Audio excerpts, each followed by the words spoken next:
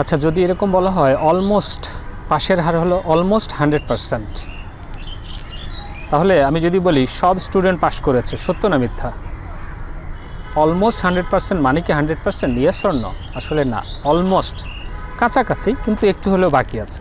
তার মানে যদি আমি বলি সব স্টুডেন্ট পাশ করেছে, তাহলে ব্যাপারটা ভুল হবে, তাহলে তো 100% হতো। তার মানে অলমোস্ট 100% মানে 100% না, তার চেয়ে কম। আবার যদি বলা হয় he has almost got the job, say almost চাকরিটা পেয়ে গেছে, পেয়েছে কি পায়নি? আসলে চাকরিটা সে পায়নি, খুব কাছাকাছি অবস্থায় আছে, হয়তো বা পেতেও পারে, সম্ভাবনা বেশি, কিন্তু না পাওয়া পর্যন্ত তো 100% গ্যারান্টি দেওয়া যায় না। আইএলটিএস রিডিং পরীক্ষা এরকম কিছু প্রশ্ন থাকে যেখানে সেন্টেন্সটা অলমোস্ট দিয়ে থাকে। ধরেন এরকম আছে যে almost all the shops are open, almost all the shops are open, তার মানে প্রায় সবগুলি দোকানই খোলা।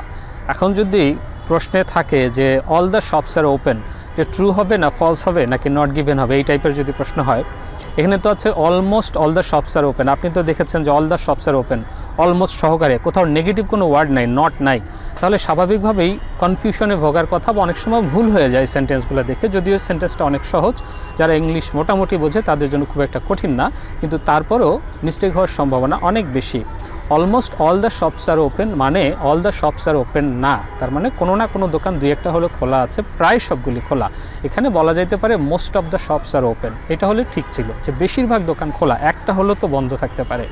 তাহলে এরকম প্রশ্নে আপনাকে সাবধান হতে হবে যেখানে অলমোস্ট ওয়ার্ডটা আছে বা এরকম মোস্ট অফ দ্য টাইপের ওয়ার্ডটা আছে। তাহলে most of the students have passed, বেশিরভাগ স্টুডেন্ট পাস করেছে, তার মানে কি অল দ্য স্টুডেন্টস পাসড, তার মানে কি সবাই পাস করেছে? না, সবাই পাস করে নাই, একজন হলেও ফেল করেছে, বেশিরভাগই হয়তো পাস করেছে, ফেলের সংখ্যা কম। তাহলে এইভাবে মোস্ট অফ দ্য এবং অলমোস্ট আপনাকে কনফিউশনে ফেলে দিতে পারে। আরও এরকম কিছু শব্দ আছে যেগুলো আপনার রিডিং আন্ডারস্ট্যান্ডিংয়ে কনফিউশন ক্রিয়েট করতে পারে এবং প্রশ্নের উত্তর দিতে গিয়ে অল্পের জন্য ভুল হতে পারে। এই শব্দগুলো থেকে আপনাকে খুব সাবধান থাকতে হবে, ভালো করে সেন্টেন্সটা একটু পড়তে হবে, প্রতিটা শব্দের উপর গুরুত্ব দিতে হবে। ধন্যবাদ। পরবর্তীতে আরও এরকম কিছু শব্দ নিয়ে আমরা আলোচনা করব।